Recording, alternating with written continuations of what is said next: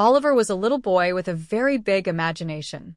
During the day, his imagination was his best friend. He imagined castles in the clouds, ships in puddles, and dragons in the shapes of trees. He ran fast, laughed loudly, and asked 1,000 questions. But when the sun went down, his imagination changed. At night, shadows stretched across his room like long fingers. The quiet felt too quiet. Every small sound felt too loud. Oliver lay in his bed, staring at the ceiling, holding his blanket tightly.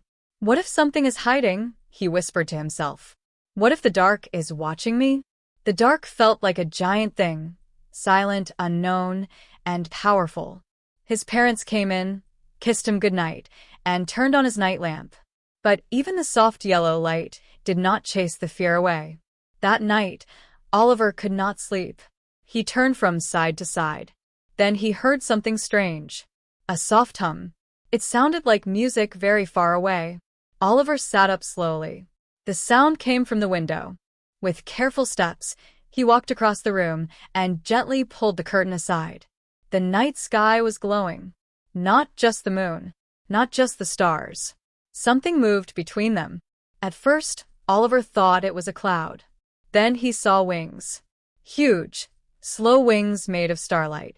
A dragon floated outside his window, calm, bright, and beautiful. Oliver's heart jumped into his throat. "I'm dreaming," he said quietly. The dragon lowered its head and smiled. "No, Oliver. You are awake. And you are safe." The dragon's voice was warm, like a blanket on a cold night.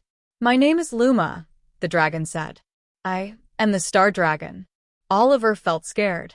But for the first time, his fear did not tell him to run. Why are you here?" Oliver asked. Luma looked at the dark sky around them. "I come to children who fear the night," Luma said. "Because the night is misunderstood." Oliver frowned. "The night is scary." Luma shook his glowing head. "The night is quiet. And quiet can feel scary if you don't understand it." The dragon slowly reached out a shining claw. "Come with me," Luma said. "I will show you the truth about the dark." Oliver hesitated. His room felt safe. The sky felt endless. But something inside him whispered, "Be brave." He took Luma's claw.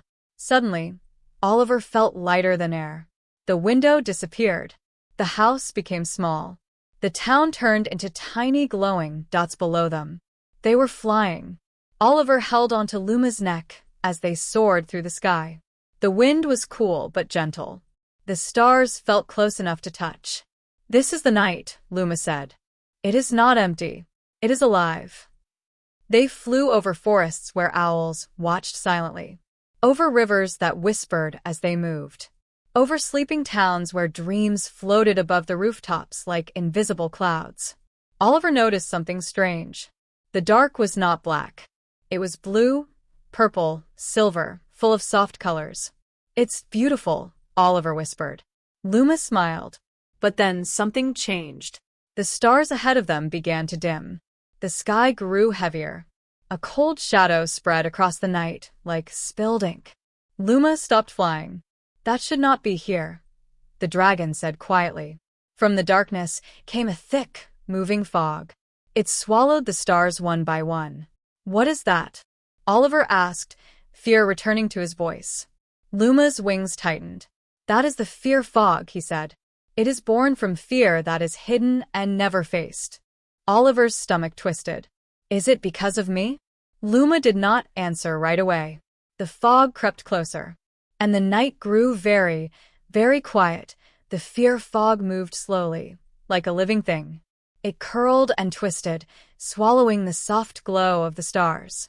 Where it passed, the night became heavy and cold. Oliver held tightly to Luma's shining scales. "I don't like it," Oliver whispered. "It feels empty." Luma nodded. "The fear fog feeds on thoughts that are never spoken," the dragon said. "It grows when children hide their fears instead of understanding them." The fog spread wider. Soon, Oliver could barely see the stars. "We must follow it," Luma said. "If it reaches the Valley of Nightlights, dreams all over the world will grow weak." Oliver's heart jumped. The valley? The place with the glowing lights. Yes, Luma answered. The place that protects sleeping children. They flew forward, into the darker part of the sky. The air felt thicker there, quieter, almost like the night was holding its breath. As they flew, Oliver noticed shapes in the fog. They looked like shadows, but they moved like thoughts. Suddenly, a shadow stretched out and whispered, "What if something is hiding? What if you are not safe? What if the dark wins?" Oliver squeezed his eyes shut. "That's what I think every night," he said sadly. Luma slowed down. "Oliver," the dragon said gently, "fear often sounds like our own voice." The fog showed pictures now. Oliver saw himself alone in his room. He saw shadows growing bigger. He saw his blanket pulled up tight. "That's me," Oliver whispered. "Yes," said Luma. "But that is not all of you." They landed on a small floating island of soft starlight. "This is where the fear fog is strongest," Luma said, "and where you must make a choice." Oliver swallowed. "What choice?" "You can run from the dark," Luma said, "or you can look at it and speak to it." Oliver's legs felt shaky. "But I'm just a kid." Luma lowered his head so their eyes met. "And that is exactly why your courage matters." The fog surrounded the island now. The whispers grew louder. "What if you are alone? What if something bad happens?" Oliver felt tears in his eyes. Then he remembered something. The warm light of Luma's wings. The quiet rivers. The sleeping town below. He took a deep breath. "I am not alone," Oliver said out loud. The fog paused. "My parents love me," he continued. "My room is safe. The dark has never hurt me." A small light appeared in Oliver's chest. The fog hissed softly. Oliver took another step forward. "The dark is just the world resting," he said. "It is not a monster." The light grew brighter. The fear fog began to shake. One last shadow rose up, taller than the rest. "But what if you are still afraid?" it whispered. Oliver smiled, even though his hands were shaking. "Then I will be brave and afraid," he said. "And that's okay." The light burst outward like a star. The fear fog broke apart, turning into tiny silver sparks that faded into the night. The sky became clear. The stars returned, brighter than ever. Luma spread his wings wide. "You did it, Oliver," the dragon said proudly. "You faced the dark and understood it." They flew back to the Valley of Nightlights. The glowing lights danced happily now, brighter and stronger. Each one passed Oliver and shimmered, as if saying thank you. Soon, the night sky began to fade into morning. "It's time to go home," Luma said softly. Oliver felt a small sadness. "Will I see you again?" he asked. Luma smiled. "Every time you are brave," the dragon said, "I will be there in the stars, in the quiet in you." The world spun gently. Oliver opened his eyes. He was back in his bed. Morning sunlight filled the room. On his bedside table lay a tiny glowing star, warm to the touch. That night, when the room grew dark, Oliver did not hide. He looked at the shadows. They were quiet, still, harmless. Oliver closed his eyes with a smile, because now he knew the truth.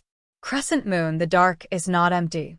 Sparkles, it is full of light, rest, and brave dreams. Sparkles, the end sparkles.